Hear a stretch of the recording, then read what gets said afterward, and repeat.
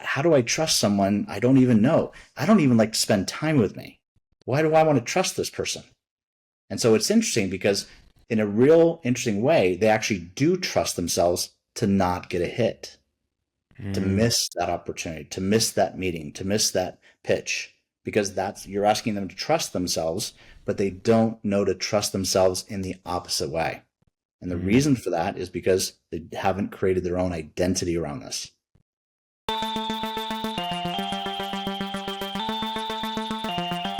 Hello, my friend, and welcome to Something for Everybody. My name is Aaron Machbitz. David, welcome to the show. Thank you, sir. Really happy to be here, man. Looking forward to our conversation for sure since our last conversation. Absolutely. My first and most important question is, how are you doing? Like, actually, for real, how are you doing? For real. I am doing fantastic, man. Life is good. And, I am very thankful to be here during this time. With all the chaos going on, man, I definitely know that I have purpose and drive because of all the chaos going on because I can help people with that. So, Yeah. Was there a point in your life where you didn't feel like this? oh gosh, yes. Matter of fact, my whole journey was set up when I was much younger, living the life of image, of being successful. People thought I was successful, and I was. Money, women, the whole echelon of things that we would call successful. But man, I was not happy. I was not happy. Um, Certainly on the edge of depression for a lot of that period of time. But I was like, this is not how this place is supposed to work. And that's what really created this obsession about finding how this place works and how I can work in it and how we can work in it so that we can be filling this life of you know, health, wealth, and happiness. Not just the image stuff. Yeah. What do you mean by this place? This place being the physical realm, as opposed to other dimensions, kind of stuff where I'm a big believer in heaven kind of stuff and with God for sure. I had this magical growing up. I was actually adopted in my family, and I grew up in three different families. Mm. My Methodist family, my Jewish family, and my Catholic family. So I had three different sets of beliefs around God, the universe, how we work here, how money works. Now, don't talk about money. Yeah, let's talk about money, how business works. Just a real fulfillment of different beliefs and values from all different families that give me a very different perspective, I think. Was there any common threads between all three that you still sort of apply to your life today? Yes. Major themes between all three families were belief in family. Mm. Absolutely. The core of everything was about being that. And then making sure that, when you went out in the world and you did your thing and you came back to this sacred place. And that's what I mean by the family, the sacred place of that family. Do we have arguments with our families? Of course. But it was always this love that we always had underneath that we could deal with anything. We could talk about anything that we needed to, and with a place without judgment, if you would. And that was such a Mm. great place. That's amazing. That's very cool that I mean Yeah. happened to you in that way. Um, yeah. I think the sort of the jumping off point for our conversation, I mean, even though we just started talking already, but would be thinking about the ego. How do you think about it? And uh, yeah, first, how do you think about it, and then we'll go what you see in other people potentially. Well, I definitely was living in the world of ego for a big part of my life. And I used to work with Tony Robbins in the seminar business. And the people that I was meeting in that industry, of course, were just prolific at being able to be successful. And it was driven. And so much of it had to do with ego, about the leverage game, right? If you're going to get successful, then you have to play by this set of rules of leveraging other people, getting what you want by taking advantage of people. And I don't mean that the ego is all responsible for that. It just means that in that realm, that just seemed to be the rules that people were playing by. And I was like, there was something else going inside of me that just said, I don't want to live like that because it's just so manipulative. It's so much about being able to get from other people.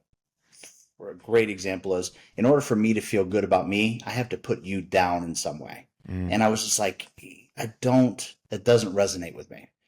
And so when I started taking a look at this and got on this spiritual path, I thought, and I think I was being instructed, honestly, to really move away from the ego, to destroy the ego, to eliminate the ego. And I will tell you, as I've gone down this path, that is the farthest from the truth as possible.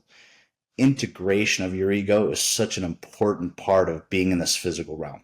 Being successful in this physical realm has to do with having your ego. The difference is my ego using me, or am I using my ego? And that's a different perspective about how to experience this physical plane. For example, what would be the difference between the two of someone using their ego and it using them? Well, if, for example, you feel that lost feeling, that loneliness that comes with the ego, the ego has this ability to create really big holes in us that drives us, really motivates us, right? You can get fit using your ego. You can get rich using your ego. You can be motivated using your ego. But if you want to switch over to true health, wealth, and happiness, you're going to have to integrate your soul. The ego creates this big hole that can't be filled. And the bigger that hole gets, man, the more stuff we have to put in here, right? We're always looking for stuff out here to be able to bring inside here. The soul comes from a very different perspective. The job of the soul is to fill you up first and then go out in the world completely full, not needing anything. You show up completed, right? And that's a very different experience that you have with people and people around you, because they know you don't need anything from them. You're showing up as who you are.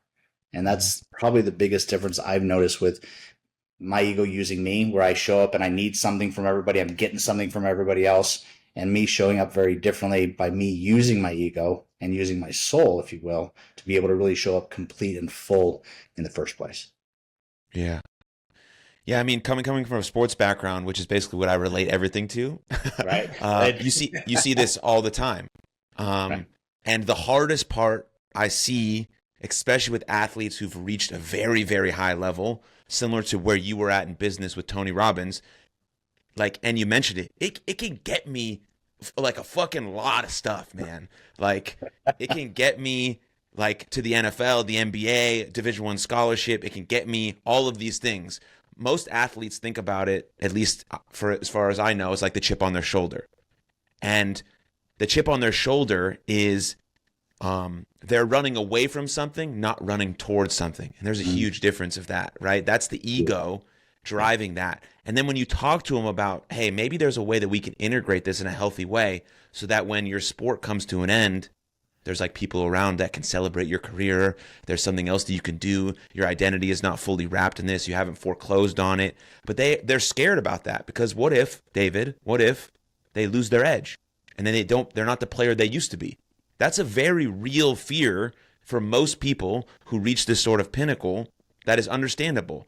And so I think for a person maybe who hasn't reached that echelon yet in their life, it's hard for them to grasp this concept because, well, they don't have all of this stuff yet, so they don't know how really detrimental it could be to their happiness. So I say this all to how do we get people maybe who are still potentially being driven by their ego, but haven't reached that level where they see I'm at the top of the mountain, but I'm still not happy. Maybe they're on their way. They have a mild level of unhappiness. How do we reach them now at this point where it doesn't get to that level where it's holy shit, everything's crumbling down around me and I need to rebuild my entire life? Man, wow. Lots to unpack there, sir. But what a wonderful question. It's been my experience that for most of us, we have to experience that downfall to be able to get to the other side. So is there preventative ways to be able to do this? I believe there are. Do most people apply it to be able to get there? That's not the case. Yeah. Most of us have to get to this breaking point. We have to hit rock bottom using a type of, let's just call it technology, right? And let's change the word ego and soul to scarcity and abundance, right? And let's talk about what some of the consequences and benefits of those are. There's pure facts here. No coincidence that a lot of the major NBA football players, athletes of all kinds, they get into the situation where they have all this money and all of a sudden all that money is gone. What happened to this? Well, what drives is the scarcity. As long as I keep spending the money, I keep on this cutting edge kind of stuff, I'm constantly looking for the next level, and I'm going to keep doing this. That's not how this physical plane works, man. Things eventually dry up, right? Things stop. And so when you're in this scarcity mode and you're chasing all these things, like you said, you're moving away from stuff. You're still like you feel like you're chasing something, right? But you're actually running away from something else. And that scarcity drives us. Now let's imagine, and I work with a lot of clients that are on here that have made millions of dollars in income. They have millions of dollars in retirement. And then all of a sudden they stop working. Man, that's when it gets really scary, because your entire thought process, your entire philosophy, your entire beliefs and values, your entire programming has been designed to run, run, run. And now you're not running from anything. You're not running to, you're set. You're taken care of. What do I do now? Mm-hmm. And there's an interesting philosophy when it comes to your brain, man, that says, and we all have this kind of twisted around. So if I said to you, practice makes, I say improvement. okay, good. In our world, practice makes permanent. So when you practice something over and over again, that's how you're going to move forward. You said the fear happens. So all of a sudden you're at this place where you have all this money, you're ready to retire, you're doing all this thing. Now you start getting afraid of someone's going to take it from you. Mm-hmm. And then you start living, because remember, scarcity creates more scarcity. So I've got to, and it feels normal, feels like, oh, feels right. And then I live this haunted life of never getting to happiness because I'm always in that scarcity mode. If I switch it and I start working on abundance today, no matter what level you're at, we don't have a lot of examples of this, to be honest. They haven't been marketed because people that are doing it, like I'm talking about, are very quiet. They're not promoting themselves. They're not on YouTube. They're not on social media. They exist on this planet all over the place. They're right in front of you, but they're not doing self-promotion. That's not what your abundance does. That's not what your soul does. It has no need for those things. But our ego, well, that's different, man. It's always going to have to be self-promoting. Look at me, look at me, look at me. Give me the attention because I'm afraid. And so this is what drives us to these scarcity strategies or these abundance strategies, is about how we practice things. Yeah. That was another thing that I was very interested to talk to you about was this idea of being, purpose driven in our work, but still aiming to make money. Like those things sometimes I feel like, they're at each other. Before we, on our initial call, I was going to buy, wedding bands for my fiance, wedding rings, wedding Right. bands, wedding things. They cost money. Everything costs money, Right. and for me, I've never been driven by that. I don't know. Maybe it's because I'm extremely lucky with how I grew up, my parents, and being able to live like all my dreams as a baseball player and a wrestler and now a podcaster, all these sorts of things, crazy stuff. So lucky. So it's never been me. I've never had that sort of scarcity mindset. But you always think about making money because you have to live, and I have a house and all these sorts of things. We're gonna have kids and all these beautiful things, but it all costs money. But I still want to be purpose driven in my life, and I know you are the exact same way. How do you integrate those two? How do you think about your business scaling up, but also being human centered and all of that sorts of stuff? So we call this thing, you just talked about it. You grew up in an environment that promoted you being your best you. All right. I mean, you're surrounded by it. There's no doubt about it that your family influences and everything else like this, and the cultural experiences you had. There was enough people around you to convince you, something we call programming, that you were going to make it. You've never had an issue with it, right? So there's plenty of other people on the other side of the spectrum that have struggled with it their whole lives. This difference of experience is what we call programming, and you can change that programming. That's the beautiful part about it. So getting to that frame of reference is important for our next conversation, because then there are two sources which you can use to be able to gather information, to be able to program yourself. And the most important belief you're going to have in programming is your identity about you. And in the book, we talk a lot about this, because I grew up in the impression watching movies and radio and music that there was this identity that was waiting for me. Like I had to go find it. It was like a big treasure hunt, right? It's like, you got to know who you are. And that phrase always said to me, I had to go discover that. what I found in my journey is actually this is the one thing you get to create while you're here. And you have done this for yourself. Consciously, unconsciously, you have created an identity about who you are. D1 class athlete, wrestler, all these, you are an athlete at a high class level kind of stuff. It's because it's a belief about who you are. And then you went and found experiences to prove that to yourself that reinforce that programming. There are just as many people doing it the opposite way, but programming is the center of that, where they don't believe they can make money. And then they put themselves in situations where they lose money and they do this, and it follows the same thing. So the essence here is no matter what the experience is, it's based upon programming. The two sources that we can get new information from is our ego or our soul. And this is an interesting breakthrough because in this physical plane, your ego is so important for the physical experience of who you say you are. Without your ego, you can't have an experience.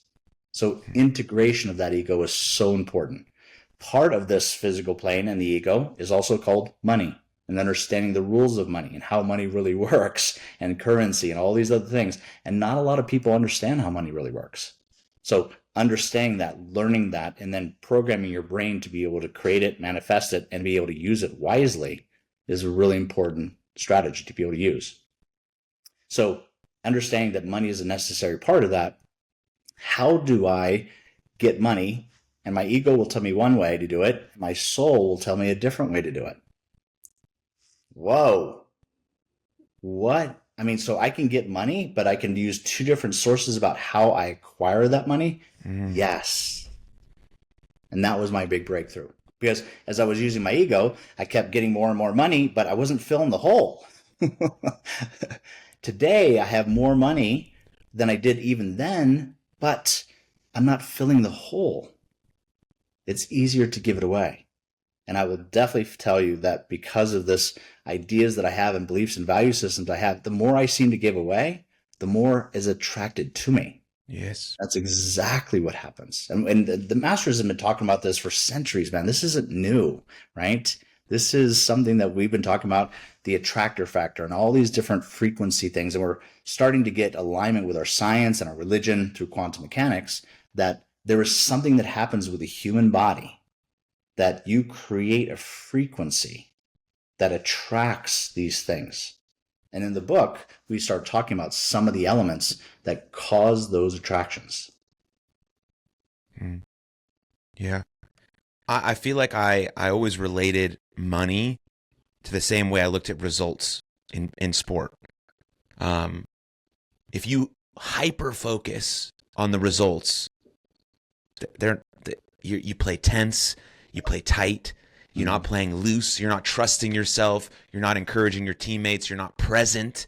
If you're not present, nothing good can happen. I'm somewhere else. If I'm not exactly where my feet are, I'm going to miss the next play. I'm going to miss the next pitch. I'm going to miss the next meeting, the next conference, whatever it is, whatever domain of life you're in. And so it took me until I got to coaching to figure that out, because now I have to relay this information in a way that makes sense to a 13-year-old who doesn't know the scope of the universe, who hasn't dealt with a ton of experiences, like, maybe not death, maybe he has, it depends on his family lineage, but like things of that, right? But like how to explain, like, hey, we don't focus on the results, but then we influence them in the best way possible because we let them go. But coach, I want to get a hit. I know you want to get a hit. All you got to do, you practice, it becomes improvement, it becomes permanent, you trust yourself in the game, and then boom, voila, you're 3 for 4. And then so coaching that and then starting all of my businesses made me realize there's the same thing with money. If I just do the thing because I love doing the thing, something good is probably going to happen. And again, I'm lucky enough to be able to go full throttle into this stuff and know that I have safety behind. I get it. I'm very privileged, a lot of champagne problems, but from my experience, some people can take that and be like, if you fall in love with doing the thing, that's going to be your competitive advantage because you're going to do it longer than anyone else because you just love doing the thing. Now, of course, there's going to be setbacks and challenges like this podcast, for example. I mean, we're in episode 269 here, David. Could say episode 200 episodes, no one was listening. Did I still do it? 100%. because I Right. loved it. The conversation with you is enough for me. Now, if anyone gets benefit from it, sweet, but I'm just living through my curiosities. And then, the abundance sort of comes with it. And I think those things are important. But again, I learned it all through sport. That's why I encourage all young people to get into sport, because those lessons are invaluable. I love that you have been attracted to coaching and teaching young people, man. It's because you have such a beautiful way of looking at the world. And that's what we need more of, because so many of the representations that they have as young people is not anything else but ego based, right? It's all self promotion. It's all this. And that's what they're going to follow, right? Mm-hmm. So I love that you've chosen this path. But here's the deal. You're expressing exactly what I've listened to so many people say to me. And that's what I was breaking down. I was like, there's structure here. There's process. And in the third thing you said there to your people, your 13-year-old pro, is you got to trust yourself. Listen, that is impossible unless you know who you are. Mm-hmm. How do I trust someone I don't even know? I don't even like to spend time with me. Why do I want to trust this person? And so it's interesting because in a real interesting way, they actually do trust themselves to not get a hit, to miss that opportunity, to miss that meeting, to miss that pitch, because you're asking them to trust themselves, but they don't know to trust themselves in the opposite way. And the reason for that is because they haven't created their own identity around this. So I'm really excited about working with professional athletes and stuff like this. I'd love to get to F1 racing because there's some remarkable people there that have just forgotten who they are. And they're looking for a way to find out who they are. And I would like to introduce them to this technology that says, hey, there's an opportunity here not to find and discover who you are, but create who you are again and do it from a place of abundance. And that is what's going to take our world to the next level. And the reason I say this is Einstein's beautiful quote that says, the energy that it took to create the problem is not the energy it's going to take to solve the problem. So if we continue to create solutions to the problems that were created by the ego in this physical plane, then we're never going to get out of this loop, man. We've got to find another source of information. And that source is soul or abundance. That place is where all the answers are. This place of pure potentiality, where all the solutions, all the answers actually exist. And we can have access to pull that into us and actually bring solutions here that can solve all these problems that we're having in this physical plane. So I imagine then in your book, Swords of Illumination, that's why you picked the first sword as identity? It is the ruler of all rings, man.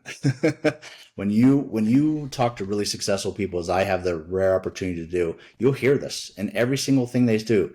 They'll talk about who they are, what they're doing, why they're doing this. And the key thing is that once you create your identity, then doing things that are congruent with that identity.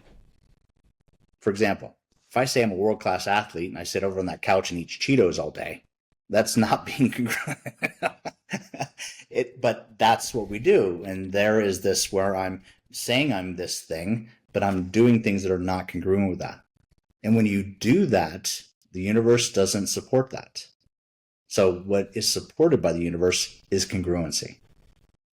And when you stepped up to that plate, being a D1 player, knowing that you were going to get a hit that moment, you trust yourself so completely. The odds of you getting that hit were huge.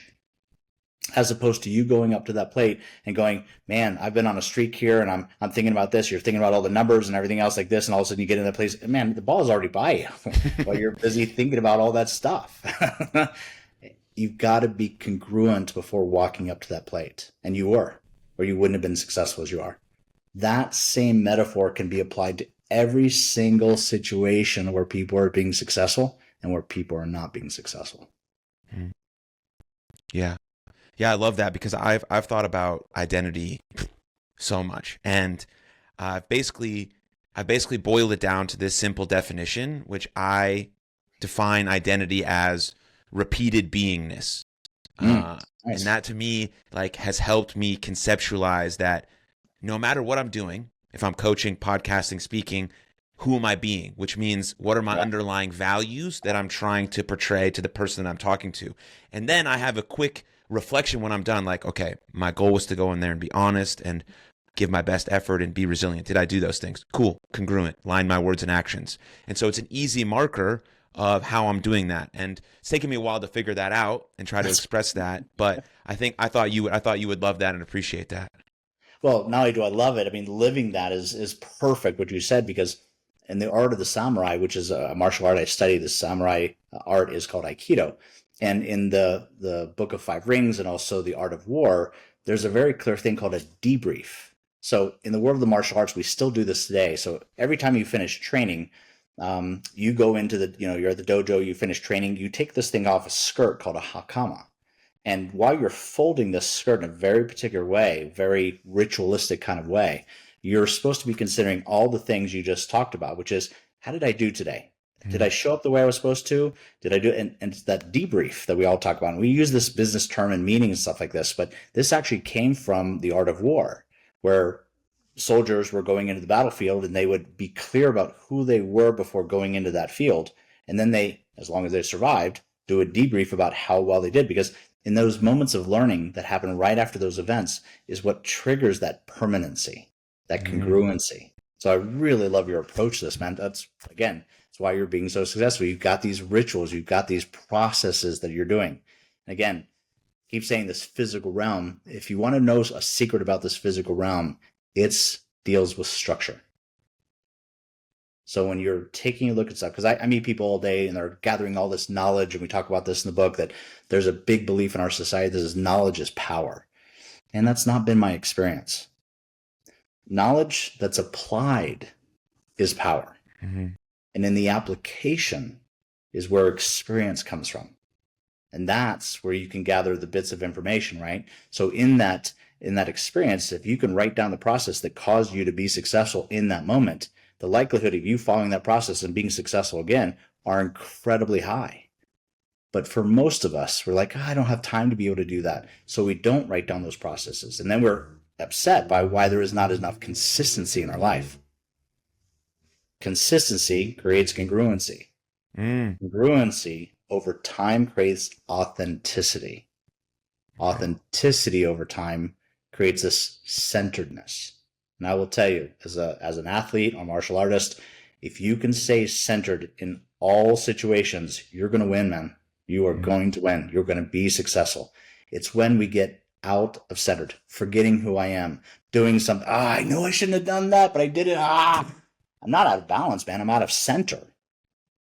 Being centered is the ultimate goal of that. And then you take that centeredness into any environment you go into, and you're going to win. Yeah. Yeah. One of the more interesting things I've heard you talk about is congruency, but for the person who's not very good. Like you can be congruent and get rewarded for very, very bad behavior because you're still in alignment Right. with your words and actions. You still are. Like if I'm being a dickhead all the time and that's just who I am. Yes. I'm probably going to get rewarded for that. So speak on that like a little bit more and how people can make sure that they're trying to make that distinction. Well, it's interesting because when we sit down with our clients, we want to let you know that we talk about this programming. It seems like a new concept, but your programming is working perfectly. If you believe you're going to win, there's a high chance you're going to win. If you believe you're going to lose, there's a high chance you're going to lose. The programming is working perfectly. So one of the great quotes is, whether you believe you're right, whether you believe you're wrong, you're absolutely accurate and correct. This is programming. So Henry Ford. So this idea about really being consistent is that I've looked at my life and I was like, man, I'm living a pretty good life. I'm really taking care of other people. I'm being faithful. I'm being loyal. I'm doing all the rules right. But I'm watching the person next to me who's an absolute jerk, like you said before. And how in the hell did they get that girl? How did they make that money? How did it? And it was like, oh, and I was like, oh my gosh. And that's when I started recognizing it isn't about higher levels of consciousness, because I watch people with much lower levels of consciousness. Not that that makes you better. Just lower levels of consciousness do very, very well because they're being congruent with that level of consciousness. So if you're being a jerk and you are congruent with being a jerk, you're going to be rewarded by the universe. Because the universe doesn't have the same meaning of right and wrong and evil and all this other stuff that we have. That's our stuff. But the universe has a mechanism of rewarding congruency. there seems to be a lot of that going on here with lower frequencies of energy. What if higher levels of frequencies took over? What if we could really get a group of people that really started thinking like, how do we do our best selves? How do we show up all the time and do the right thing? If more and more of us did that, we could change the entire experience of this physical plane. Yeah. Yeah. Collective action, one person at a time. Yes, sir. There's a large domino effect. Definitely that's happening. Well, at least in the space that I, work in. But speaking of that space, what do you think about the whole personal development, self-help space in general? What's your, biggest maybe gripe with it, or things that we're doing well, or anything in between? Yeah, we've definitely done some things where we've oversold stuff, man, and we've overpromised and underdelivered. There's no doubt about that. There was a book called The Secret years ago that actually talks about the attractor factor. That really, I spent a lot of my time having to reprogram, reframe people away from this because we've got it so much. The ego loved that book, by the way. That book sold millions of copies because it just spoke to the ego, right? Mm. And here's what I got to do. If I read that book, then all I have to do is think all day long from the catalog of the universe. And all I have to do is think about this thing, and the universe gives it to me. That's what most people got out of that book. The universe doesn't play like that at all. It's not how it works at all. As a matter of fact, it doesn't ever give you the things you're after. It doesn't give you a goal. If it were to give you that, it would violate the very nature of why you're here as a soul. Your soul is here to experience things. And so if you were constantly given things, how would you know how you did that? What would be the experience of that? I just stuff given it to me. Our true value of experience as human beings is that we have to work for stuff. We know we did it. No, that's mine. You can't take it. It's that part of that experience that's violated through that concept. What the universe really does do, it provides opportunities for the experience of the goals we're after.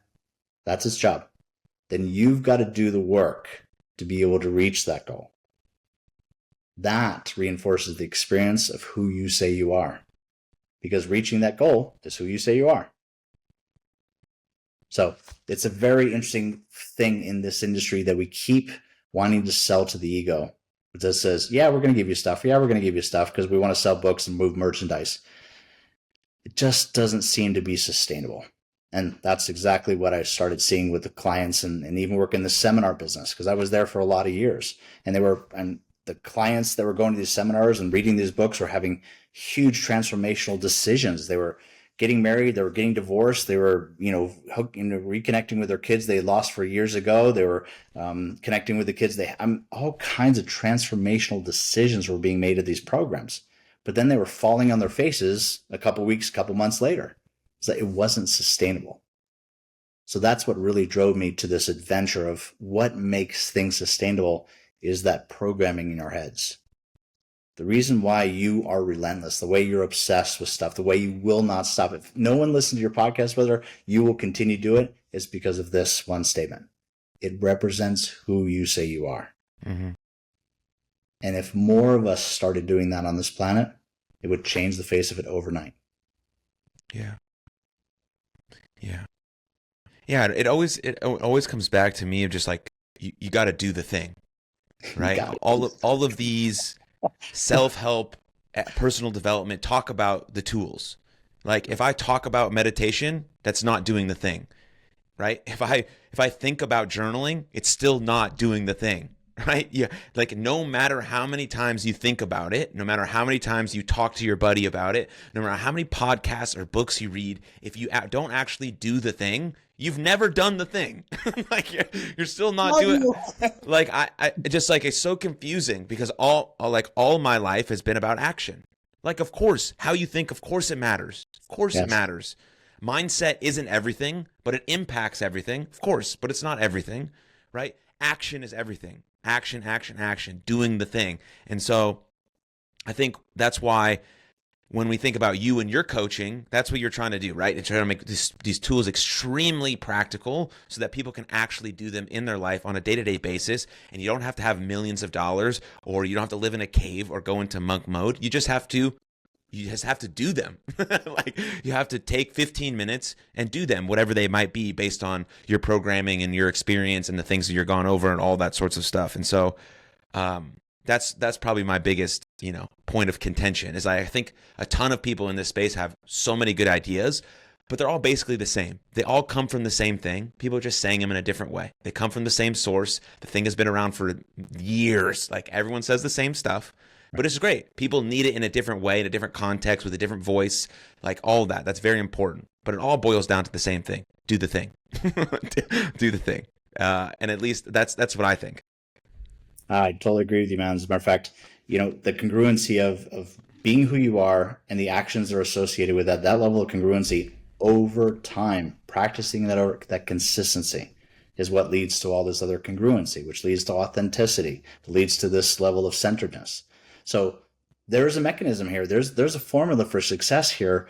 Most people don't want to talk about it because then they know how they have to do it, right? So what we'd rather do in this field, and it seems like it just seems to be getting bigger, and this is just the pendulum swinging the other way, and it's eventually going to come back the other way, that just says, all we have to do is think about stuff, and all we have to do, there's a part of the action that has to take place in this physical realm. And you have to be able to apply that in a consistent basis to be able to get their results. Because the word success, no matter how you define it, and there's millions of ways, if not trillions of ways to define success. Here at Samurai Success, we talk about the single way to be able to talk about success. Can you duplicate it? If you cannot duplicate it, it's called luck. It's not success. Success means you've been able to duplicate something. So it doesn't matter what your thing about success is. If you're going to use the word success with it, make sure you use that discernible thought that says it has to be duplicatable. What makes things duplicatable is a system or process that you've taken all this information, because I said earlier, I meet all these people gathering all this knowledge. And I always ask them, what are you doing with it? Right? And they're always like, well, I'm teaching it to people. Oh, crap. Have you ever experienced it for yourself? Have you ever created a process? Have you developed results from that? And I will tell you, when you're a coach, man, you have had the experiences you have, you create a frequency of congruency that emanates from you as to all your students, because you're a teacher who has this experience and you're teaching these folks. But when you just have knowledge, you have no experience with it. Knowledge without experience typically shows up as arrogance, man. You can spot it a mile away. Oh, and you so can watch. Yet this is what we seem to be doing. And by the way, those people are selling a lot more tapes and books and everything else than I am right now, because that's just the thought process on the planet. That doesn't change me, man. I want to go for something that really works. I want to be able to prove this.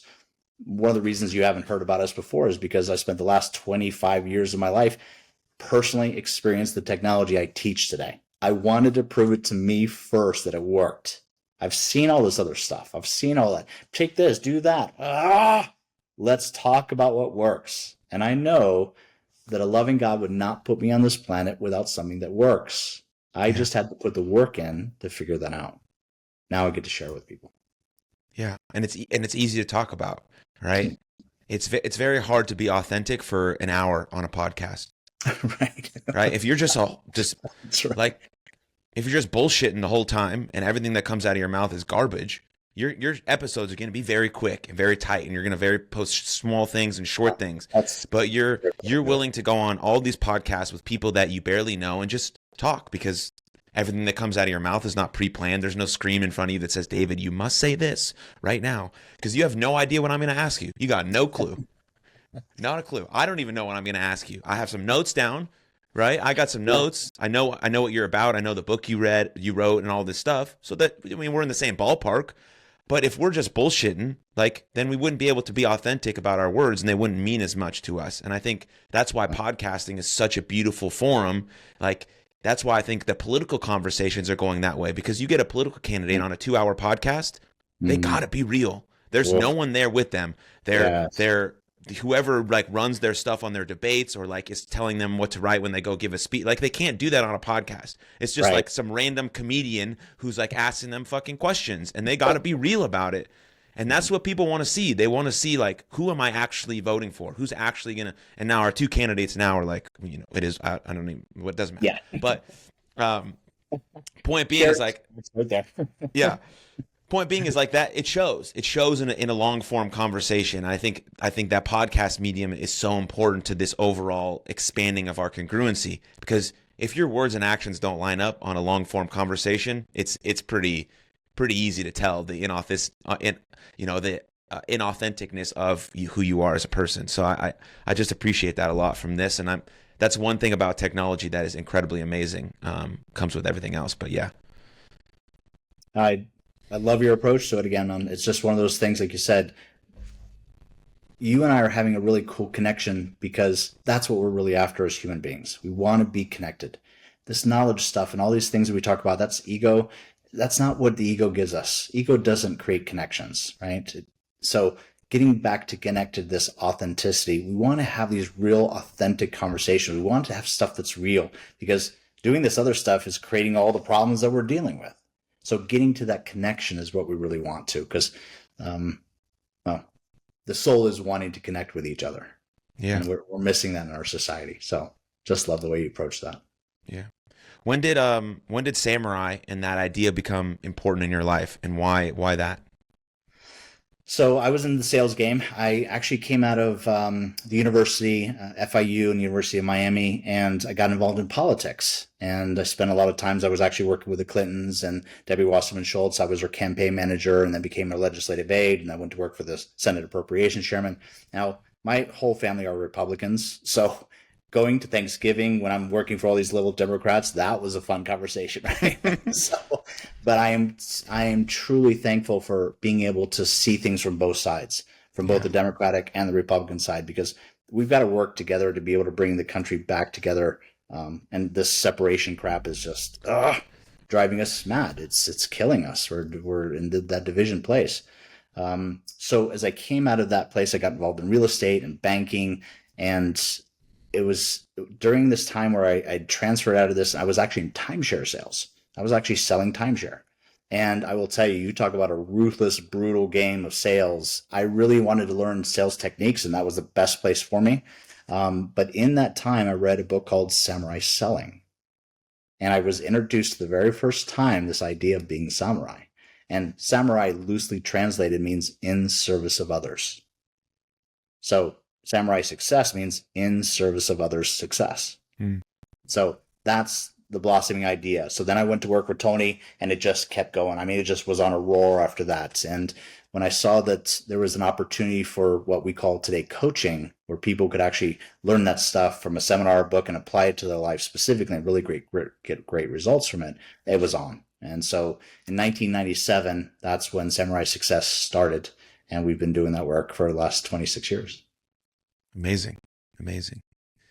Yeah. When I read about your time in politics, and I wasn't sure if I was going to ask you about it, but Thank you. But go for it. No, I'm just, that's a unique experience to have. And I think that only just helps you talk about, what's happening today and the people that you coach and all that sorts of stuff. But, we can leave that for another conversation. I know you talked about your definition of success. How do you think about the opposite side of the spectrum, which would be failure? Well, it's funny, if you're going to go with this programming idea that programming always is designed perfectly, then we're going to call these words to differentiate them and discern between them, success and failure. But the truth is, your programming is always creating a level of success. Whether you want it or not is the question, right? So you're developing this thing that says, I didn't want that result. Well, if you don't like the result, then you have to take a look at the behavior that caused it. Behaviors are always about doing, right? Every behavior you're going to do is a doing. So there's an interesting thing in the spiritual world that talk about be, do, have. And so as we started taking a look at this, and one of the remarkable technologies that we were able to download here at Samurai Success talks about something called the chain of command, the actual elements of this thing we call programming. What are those things? So when you take a look at this behavior that creates the results, and results over time create your destiny. So be, equals R, if you will, creates this destiny over time. So then I started on a track that said, hey, what creates these behaviors? And what I started finding is with feelings actually design that. So your feelings are actually creating your behaviors, because if you feel good, how do you usually behave? Pretty good. If you feel bad, how do you usually behave? Bad. So this emotional intelligence around the feelings is way down this thing right next to results. It's like, wow, the behavior to results is right there, because most people think feelings are really early. Feelings are actually part of your programming, which you develop between the ages of 0 and 7. So as we go from feelings, your physiology is what determines your feelings, because there's 5 different ways or 4 different ways that you can change your feeling state just by using your physiology. So if you see people, right, professional batters, they go up and they do this ritual, right? They're always doing this thing. And these rituals are actually changing their physiology to get in state. They're changing their feelings to do a behavior, right? So I was a kicker in high school kind of stuff, and I'm fascinated by kickers. I met an amazing amount of NFL kickers and asking about this. And I was asking them, hey, if you were going to kick, a 30-yard field goal, what kind of emotional state do you have to be in? And they're like, I do that in my sleep all day long. I'm like, great. So, it's actually at the 20-yard line, because there's 10 more yards, in the field goal, where the field goal's actually, so the goal line, and then 10 more yards, and then 20 yards from there. So at the 20-yard line, I could do that all day. I'm like, great.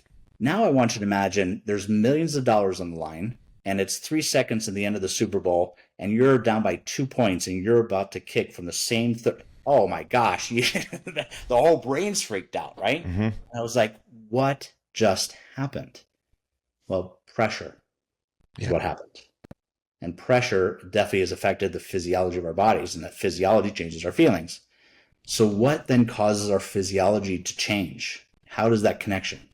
And what I started realizing, that there was this thing called focus, how and what we focus on things. So notice what I just did with that kicker. I said, I just changed his focus. That says, now you're in the Super Bowl. Now you're got millions of dollars on the line. You're down by 2 points. You can win the game. I totally changed his focus, and it changed his physiology, changed his feeling states. And ultimately it shifted his behavior, what he could do it or not. And I was like, I just put a scenario out there, and it really started shifting things. And then I was like, okay, so if we've got feelings that create physiology that creates your feeling states create your behaviors, those that create your results and your destiny, what causes this focus? And I was like, I pondered it for years. I was like, I was lost.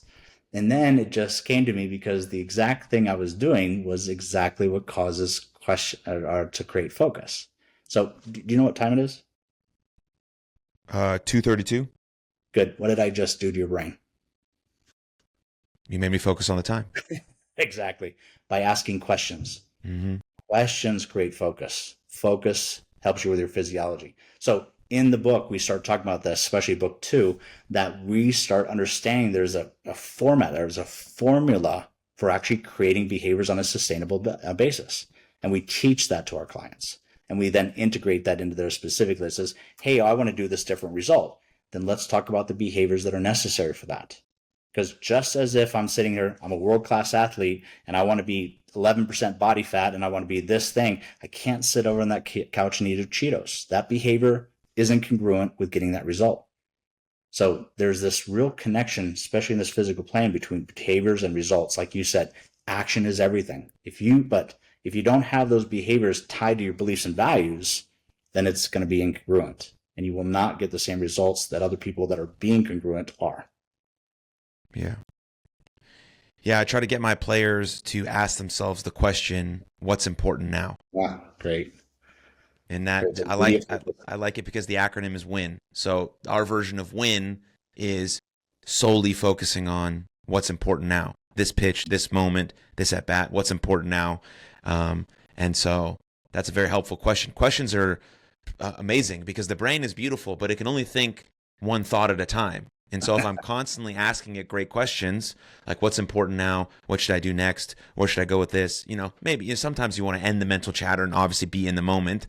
Like now I'm not constantly asking myself questions, but to get into the moment, that question is very important. And it also can be very important if something hard happens, like you had a bad presentation or you didn't nail that sales conversation or you just had a bad game. Like questions are important there, or else you're going to go into the spiral of, I suck, I'm the worst, I'm never going to get this shit, I'm terrible, which, those negative thoughts are going to come. I don't think we can totally eliminate negative thoughts. It's just part of our brain, but we can halt it from spiraling out of control, from one negative thought secreting 100 negative thoughts. We can stop it at one and be like, hey, is this true? Is this real?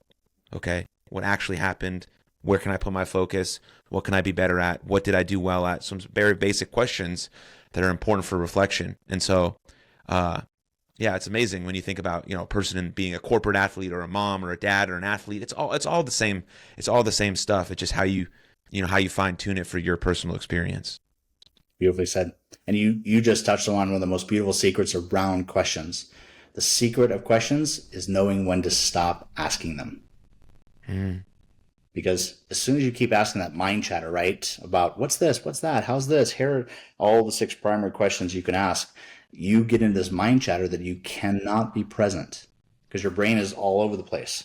So people who can really be present in the moment are people that can stop those questions. And the only way to stop those questions is knowing who you are. If you believe you're constantly asking questions, that's part of your programming, then you're going to always be programming. You're never going to be present. You're never going to have the connection you and I are talking about or experiencing in this podcast because our minds are all over the space. Man, I got bills to pay. My wife's over here. My wife lives, 20 hours from me. What's she doing over there? You got to stop and be present. And that presence is not an easy thing for most people. And that's why all these tools, we keep throwing tools at people to stop doing this.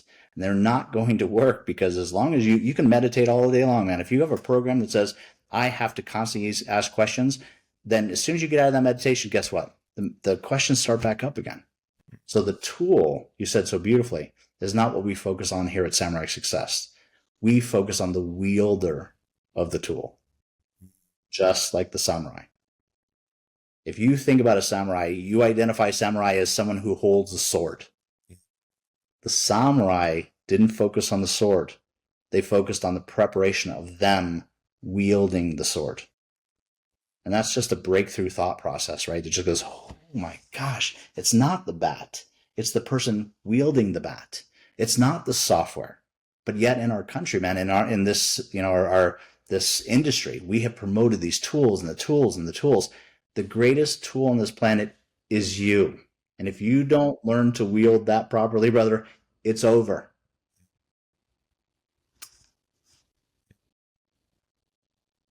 So interesting. There's a guy that I study. His name is Dr. Michael Gervais. He's like a sports psychologist. And he says that everything we need is already inside of us. And for a long time, I didn't know if that was true. But he would say it, and someone I really respect and admire in a lot of stuff that I've read about him. And you say the same thing. And I think now it's more true. I think I believe it to be more true than I did before because it makes a lot of sense now to me. Like we are very powerful, capable human beings, and nothing has changed about myself. I've just, or anyone else potentially listening, we've just created the identity of ourselves that can do the things that we know we're capable of doing. Is that seems to be right? That's perfect, man. That's exactly the way it works. Yeah. And by the way, just I've never met this doctor. I've never heard a podcast from him. I've never read a book from this. How in the world are two people that have never met saying the same stuff? That's when you need to pay attention, man. And that's what you're doing so beautifully because we call that source code information. When there's all kinds of things down the conveyor belt, getting to the results, like what caused that? I keep moving around the conveyor belt to figure out what was the end of that stuff. When you get to the end, you get to source code information. Source code information is always in the realm of spiritualness. And when you can tap into that, you can get access to that very quickly. When you tap into your ego, it's going to give you very different answers, very different solutions than when you can tap into the source of the beginning of all things. And we as humans have the unique ability to tap into that every single day. That's because we are divinity. We're part of this mix. We've forgotten that about ourselves. Yeah. But it doesn't mean that denies actually who we are. When we can reconnect with that aspect of us, Aaron, the universe is wide open, man, about how we can do things and we can solve stuff. And the results that we can get are just truly miraculous. Yeah. Yeah, I agree. David, any last minute final thoughts, things that we missed, things that you want to share? And then you can end with, where people can find you, especially the book and all the things you guys are doing. First of all, man, I will tell you, I have no idea how hard you've had to work to get to number 269. And I'm just so honored to be on this with you because, the work that goes into this, I'm just starting to learn. We've never been on social media for 26 years. We've never done marketing. We've never done social media.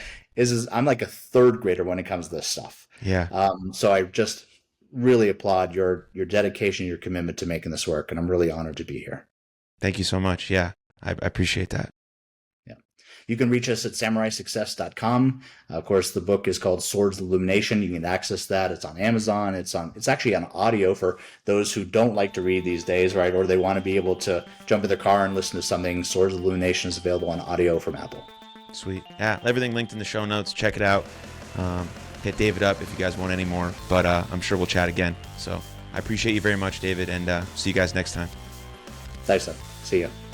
Thank you very much for tuning into that episode. And if you enjoyed it, click right here for another full-length episode of the podcast. And please don't forget to subscribe. But most importantly, above all else, please take good care of yourselves and others. And I'll see you next time. Lots of love. Cheers.